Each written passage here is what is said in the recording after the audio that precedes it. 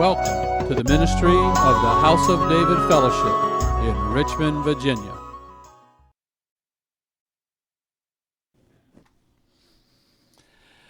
All right.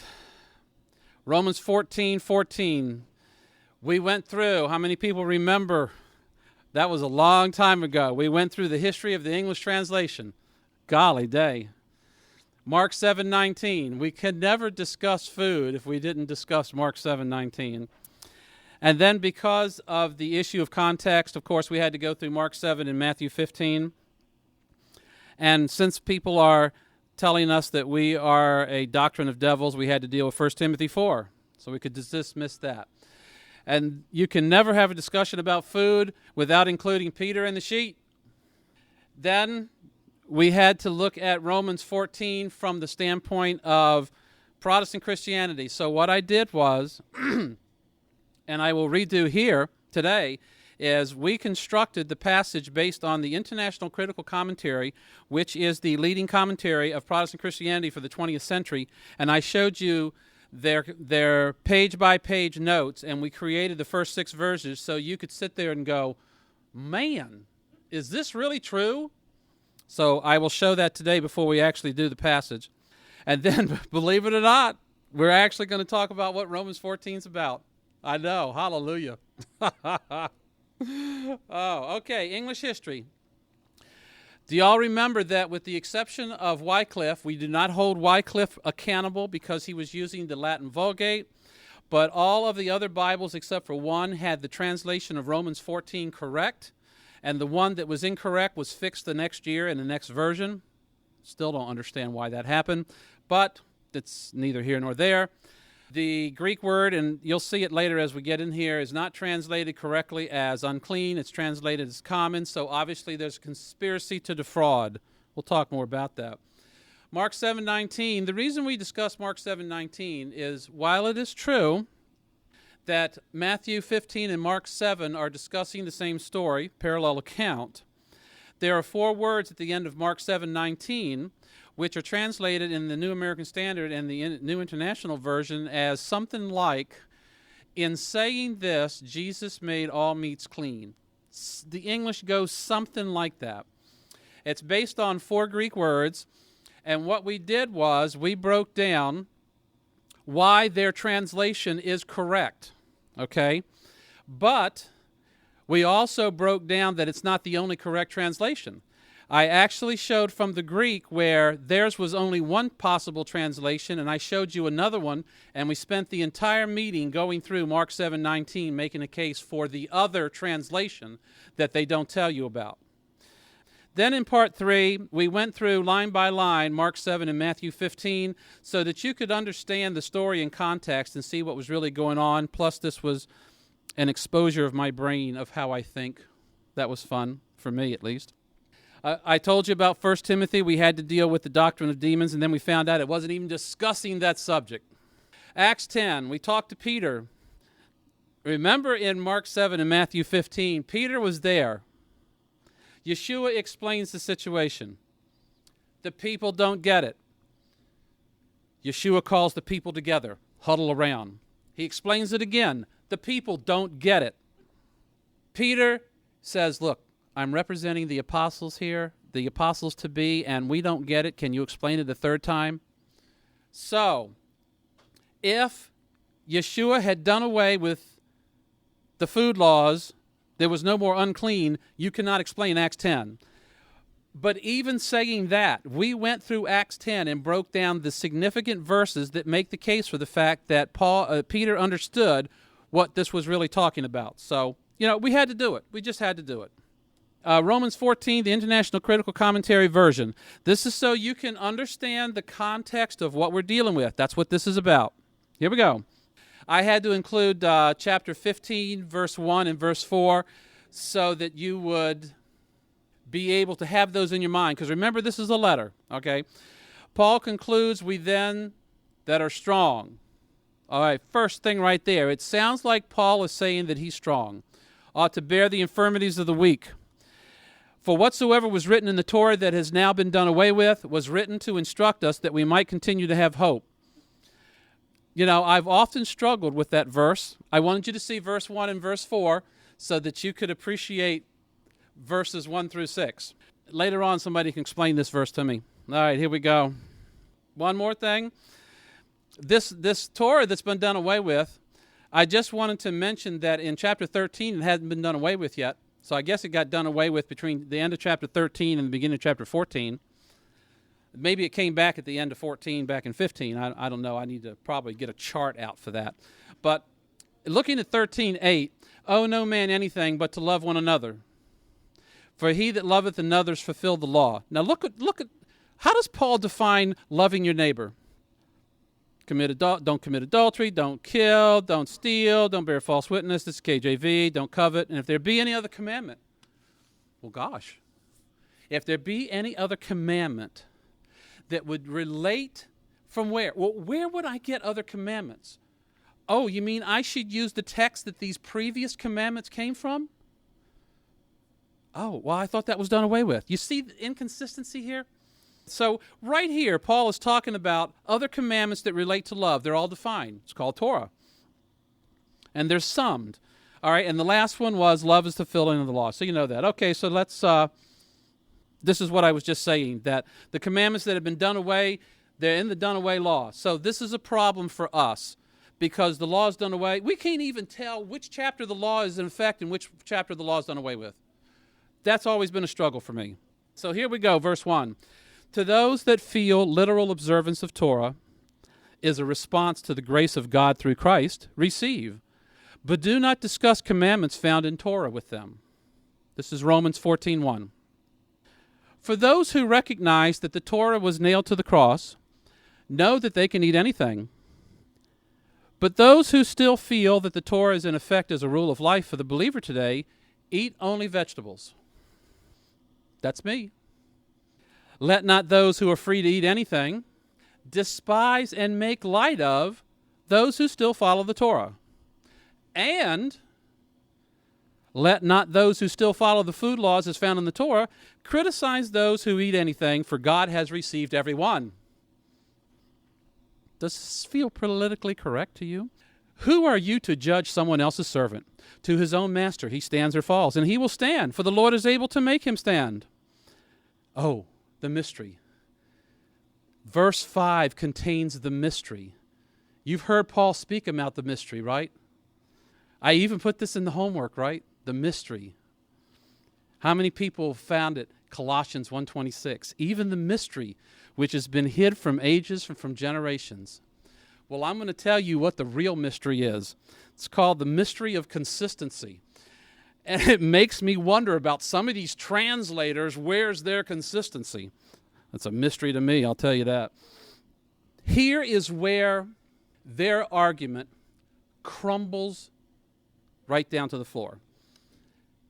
Protestant Christianity recognizes that the Sabbath has its emphasis in creation. Then, when Yeshua came and fulfilled what he fulfilled, the emphasis shifted from creation to redemption. So we're not looking at creation anymore, we're looking at redemption. So what is the day that has been established to emphasize redemption? Sunday. We've got these two things here. We've got the Sabbath emphasizes creation, and Sunday emphasizes redemption. Protestant Christian scholarship comes to this passage in Romans 14, verse 5, and this causes them a problem that they don't even realize. And I'll tell you why. It says, one esteems the Sabbath above other days. Now think about that. Stop right there and don't read the rest of the verse. Just think about that sentence. One esteems the Sabbath above other days. All right, so if you had to just take a guess off the top of your head, who do you think in the first century that might be talking about? Yeah, just take a guess. Look at this next part. Another esteems every day the same. So, conflict number one. I thought Sunday was the big day. If we're the group who are esteeming the Sabbath above other days, And you guys are esteeming Sunday because that's the emphasis of redemption. Who are these people that are esteeming every day the same? I'm confused. But that's not their worst problem. Their worst problem is Ephesians 2:15, where Paul states that the law contained in ordinances was abolished. The emphasis of the Sabbath creation was abolished and set aside to be replaced with Sunday's emphasis for redemption. So it's not, do not argue with these people because whatever they want to do is okay. You can't go there. It's either been taken away or it hasn't. You can't have it both ways. Look at the rest of this verse. Let everyone be fully persuaded in his own mind. So what does that tell me? That means that I can just go, ding, ding, ding, ding. Okay, whatever I decide is okay with God. But wait, I thought that I had to recognize Sunday now because of redemption. So it can't be whatever I think, whatever I'm persuaded to believe, because I think all the days are the same. So I don't recognize Sunday. You see the inconsistency here? That boat don't float. It just don't. There's no way you can get there. So I just wanted you to understand what the mystery was of this interpretation. When you actually put the pieces in the puzzle, you don't get a picture. Let's continue. He that has a high regard for the Sabbath regards it unto the Lord. He that dislikes the Sabbath dislikes it unto the Lord. Wow. He that eats anything eats unto the Lord, for he gives God thanks. He that eats only vegetables does so to the Lord and gives God thanks. Does anybody besides me have a problem with this translation? Whew. Man, I'm telling you what. So let's get to what it's really talking about. First, the power of the conscience. As we all know, sin is defined in Torah, but not completely. And this is the issue. We might be able to go back and find a place to drag it out of the Torah. I haven't found it yet. Of course, I haven't looked real hard either. But the power of the conscience is a mighty tool, and Paul was addressing this multiple places, not just Romans. So let me show you where I'm going. 2, Paul is addressing judging all things. And if you don't judge properly, if you make a false judgment, an incorrect judgment, that is a problem. Paul addresses it. And 3, food and what can happen to it prior to it being eaten. Now, the reason I put that in the gray text there is because I want you to understand that I recognize food as being defined in Leviticus and Deuteronomy, and to the best of my knowledge, it hasn't been redefined in the New Testament. Therefore, I'm going to operate on the definition that I find in Torah. But some people thought that some stuff could happen to food before it was eaten, and that's an issue, and I will show you. First, this is the conscience passages. Let us not therefore judge one another anymore, but judge this rather, that no man put a stumbling block or an occasion to fall in his brother's way. Now, we may not have the problem they had in the first century. We got our own set, so we're good there. I have retranslated this from the Greek to emphasize certain points. Let us no longer have the habit of criticizing one another. Determine rather that no man put an obstacle or provide an opportunity for your brother to be enticed to sin. Slightly different twist. The reason I have put that is because of where I'm going with this teaching. Conscience. 14. I know and am persuaded by Adonai Yeshua that there's nothing unclean of itself, but to him that thinks anything to be unclean, to him it is unclean. Of course, we know that is incorrect. Correct? Yes. We'll dump unclean. We'll replace it with the correct Greek word translated into English, that there is nothing common of itself. But to him that thinks anything to be common, to him it is common. You need to grasp that. See, when we looked at the English translations, why did I take an entire session to show you every English translation up to the KJV in the Middle English from the Greek, the German, and the Latin, so that you would know what the history of translation was, and before an agenda was created, that they had the truth. But once they moved away from the truth and wanted to emphasize getting rid of Torah, this became the poster child verse to change, to make it look like there's nothing unclean. So then, what does Paul say? I'm persuaded by Yeshua. There's nothing unclean. Well, where are you going to go? You're going to go to Mark 7:19, because that is the only place where it is mistranslated that he's made everything clean. So you take those two, you hook them together, and what do you got? A disaster. I have put it back as common. 15, if thy brother be grieved with thy meat, now walkest thou not charitably. Destroy not him with thy meat for whom Christ died. I think that's the KJV. This will be my Greek. But if your brother be grieved by your food choice, you have stopped walking in love. Do not put him on the path to ruin with your food choices, for Christ died for him too. Continuing. Let us therefore follow after the things which make for peace, and things wherewith one may edify another. Shouldn't even have to say that. My Greek. Accordingly, therefore, let us pursue peace, and those things that edify one another. For meat destroy not the work of God. All things indeed are pure, but it is evil for that man who eateth with offense. My Greek translation. Do not destroy the work of God with your food choices. All food is clean, that is, nothing is common or can become common. But it's wrong for the strong brother to knowingly eat that which will cause a stumbling block for his brother. Now, you're going to have to associate this back to the first century, because I don't think this is really a major messianic issue of food becoming common because Gentiles have cooked it. Don't think that's a big issue today. But I'm doing this because we have to be able to disarm the attack that's against us by using Romans 14 as the destroy the law all chapter. That's why I'm doing this. It is good to not do anything which would make a brother stumble. My Greek. We're continuing these last three verses. Have faith. Have it to yourself. Be happy that your conscience does not condemn your actions. I'm really going to tell you what this means in a second. And the last verse, for if the weak, in spite of his doubt, because he thinks he's not supposed to eat, he's doubting. If the weak, in spite of his doubt, eats, he stands condemned because he eats while believing he shouldn't. Think conscience. And if he believes he shouldn't do something, then he has sinned. This is outside of Torah, as best as I know.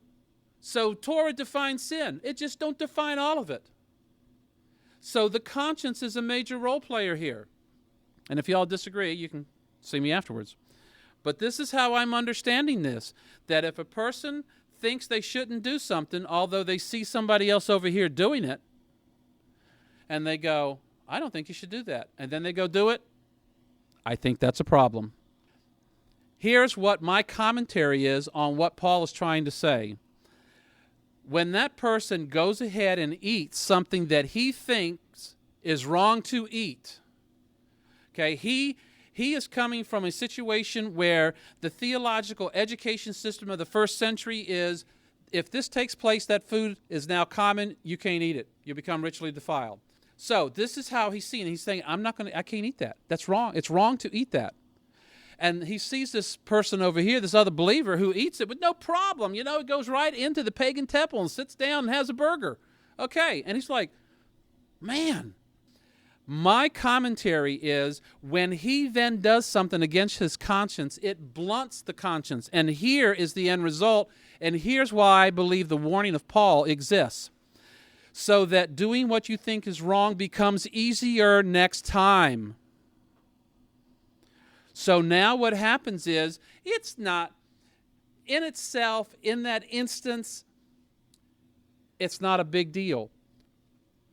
Eating meat that for whatever reason he thought was common, is not technically bad, but it's the end result of causing the conscience to be blunted again and again and again, so the next time the situation comes up, it becomes easier to not listen to it. And if he continues down that path, you will destroy the work of the Almighty. I think that's what Paul is communicating here in Romans 14. So now let's take that back to the first century.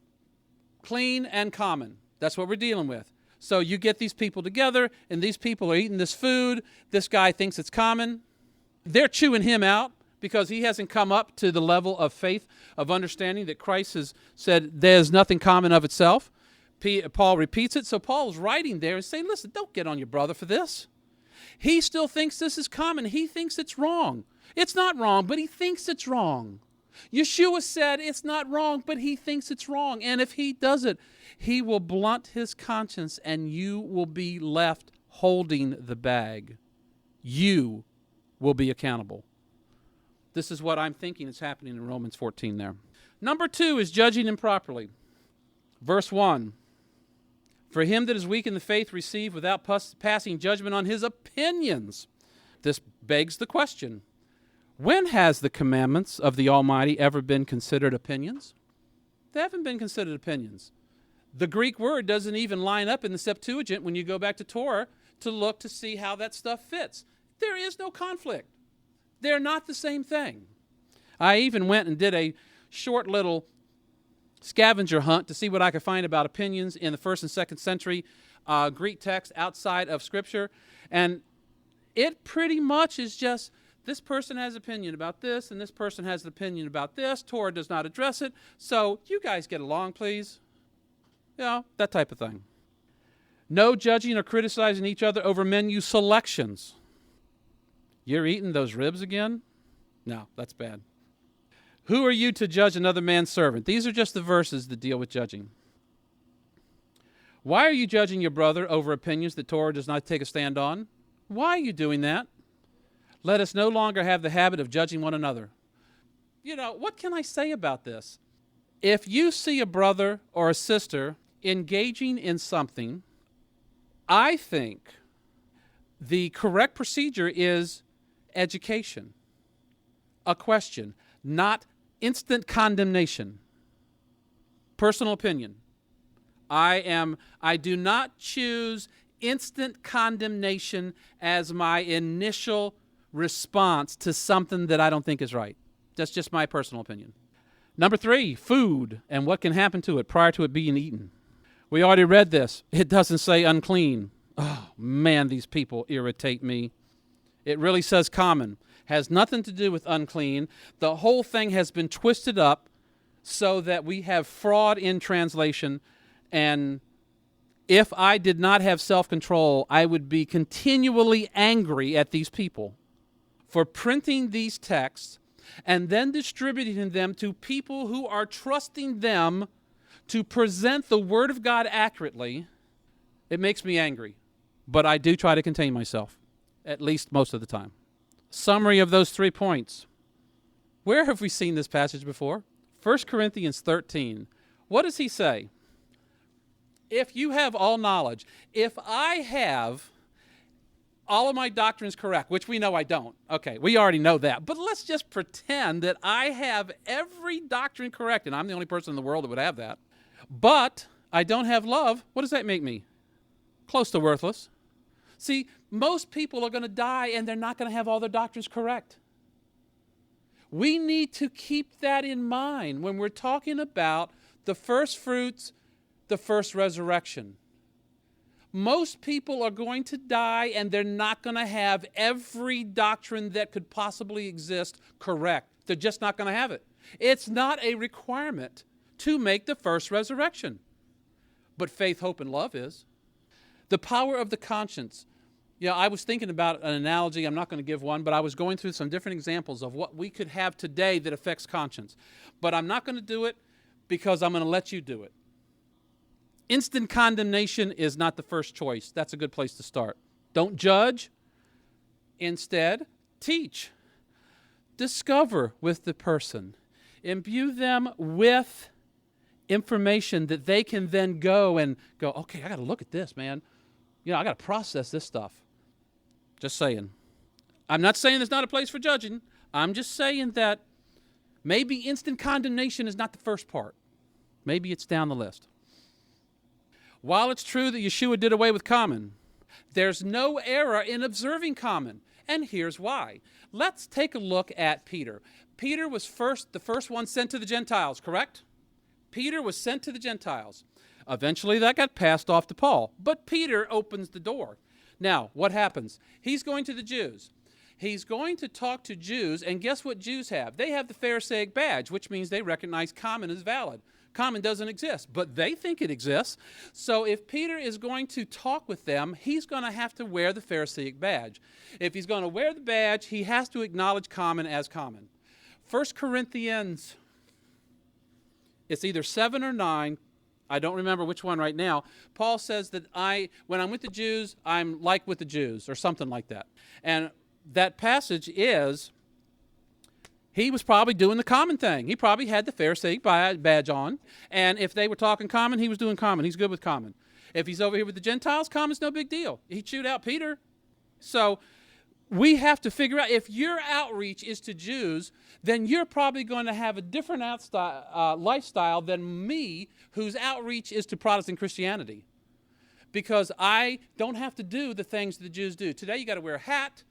You can't have a blue thread. I'm sure there's some other things that I just don't know. Okay, but the two big ones is you got to wear a hat and you can't have a blue thread. So I don't try to reach out to Jewish people specifically. I reach out to Protestant Christianity. There's no discussion about blue threads or hats. So they have other issues. So I'm just saying, if your ministry is over here, you may have to do common. Otherwise, you're probably okay. Fasting. Fasting's private except for the 10th day of the 7th month. Then it's not private. Then it's public. But see, that includes us. We're good on the 10th day of the 7th month. There's really no debate there. But there are other fasts that you can do. But guess what? You don't have to do them because Torah doesn't require them. They're optional. They're probably wonderful, but you don't have to do them. So don't tell anybody else that they have to do them because they don't. And I'm going to bring up Zechariah in just a second. Zechariah 5, anybody who wants to chase there quickly. All right, here we go, the heart of the matter. How many people remember the Bereans? Acts 17, probably within the first dozen. Paul is going around teaching something. Protestant Christianity taught me that he was teaching that the law was done away with. So he is saying that the Bereans are, these are good guys. Why? Because they were ready to hear what he had to say, and they searched the scriptures daily to find out if what he said was true. So I ask you, please, taking Torah and the prophets, show me where the law is going to be done away with when Christ comes. Please show me that. Because if it existed, they'd have found it. Because that's exactly what Paul said they did. I just had to put that in there. Oh, it's 17:11. Search the scriptures daily, whether those things that Paul taught were so. I think that's worth consideration. Verse 1, this is my translation. Him that is weak in the faith receive without passing judgment on opinions that Torah does not address. If Torah does not specifically speak to it, don't argue about it and don't legislate about it. 2, one believes he can eat anything that's food. Another who is weak eats herbs. You know why they eat herbs? I don't know how many of you read the Talmudic references to food, but what they say is that whereas Gentiles could cause food, which is animal meat, to become common, Gentiles could not make fruit and vegetables common. So it guaranteed that if you were in a situation and it was like, oh man, Gentiles have been around here, well, pass me some of that cantaloupe. You're good. No defiling. But the meat can become common. Vegetables, fruit cannot become common. Talmudic reference. Remember that we do not have the education of the first century, Pharisees. If you're raised on common means don't eat it, and your conscience has not been enlightened yet by Yeshua, then what are you going to do? You think you can't eat it. You have to be educated, not condemned. Let not he who can eat anything that is food express contempt toward he that chooses to eat just herbs, for God has received him. You know, it really surprises me that this took place, but I know they'd had some issues back then. Don't judge or criticize differing opinions. The Torah does not take a specific stand on. I mean, I know I'm going to kill you with that. Who art thou to judge another man's servant? We already discussed that. Judge with integrity. If you're going to make a judgment, judge with integrity. If you can't do it with integrity when you initially open your mouth, then try a different approach so that we can come to a knowledge of the truth. Isn't that what this is about? We're working toward coming to a knowledge of the truth. We're not working to condemn each other. Doesn't work. 5, one man esteems, I put the word in Greek for those who want to chase it down later. I did. One man esteems one day above another. Another esteems every day alike.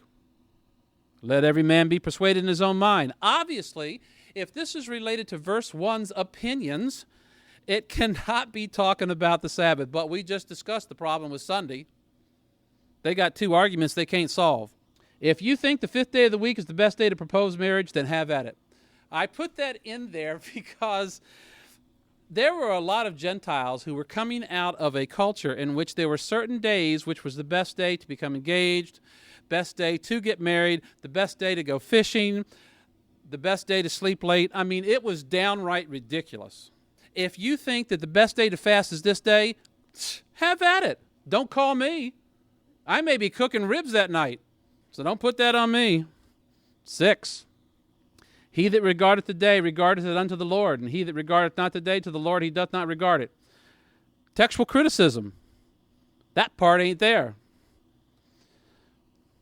He that eateth, eateth to the Lord, for he giveth God thanks, and he that eateth not to the Lord, he eateth not, and giveth God thanks. Could this be talking about fasting, people who don't eat? That's just a guess. If you regard today as something special for anything you want, maybe today is the best day to wear a blue shirt. I thought it was. That's why my shirt's blue. No, not really. If you want to fast on day 2 and day 5, have at it. The Pharisees like day 2 and day 5. That record's clear. Hey, but maybe you want to fast on day 4 or day 6. Have at it. Torah doesn't address fasting on 2 and 5 or 4 and 6 or 2 and 6 or 4 and 5. It's not there. It's an opinion. It's not required. Only 7:10 is required. That's the only one that's required. The rest of them, have at it. Now, here's where this gets really fun. Look at this. How many people have heard of the Didache?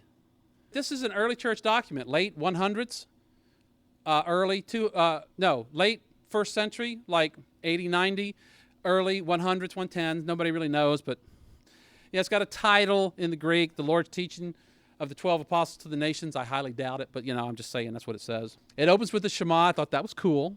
That's kind of interesting considering the law's been done away with, but that's another discussion.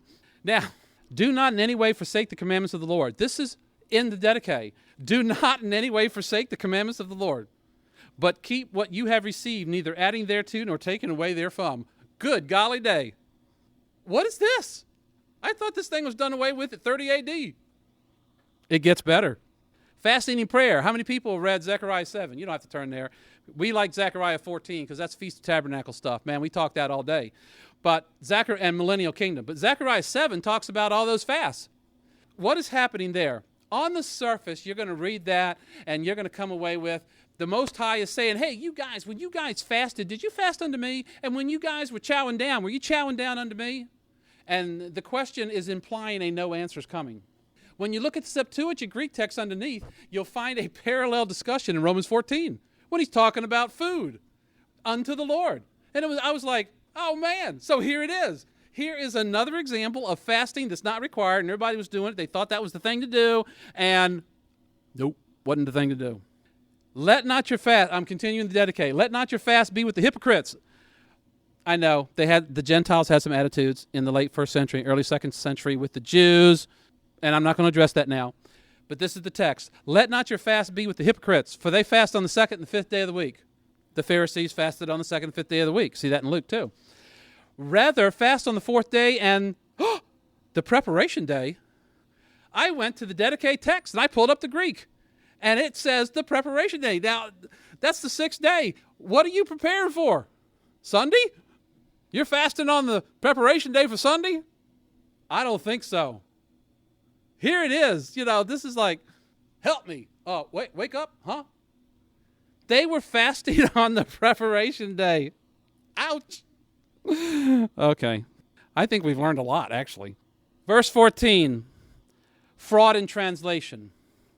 I hate it, but it exists. NIV, NAS, they have one translation that is correct. It is not the correct translation. Matthew 15 and Mark 7, context. If you don't have context, you have proof text. Proof text is a problem. We are not teaching a doctrine of demons because we don't forbid people to marry. Look at this group here. Peter interpreted this thing himself. No, he said, God told me, don't call any man common. Romans 14 is dealing with these issues. Common, fasting, conscience, and judgment. It has nothing to do with recognizing the Sabbath has been replaced by Sunday or that all things are now clean. Has nothing to do with that whatsoever. We have gone through and torn down every single support for Protestant Christian interpretation and translation, and we have exposed the fraud where it existed. There is no place left to stand on this island. It is done. And that is all. Thank you. It's break time for the next 30 minutes. If you have questions, come up and see me.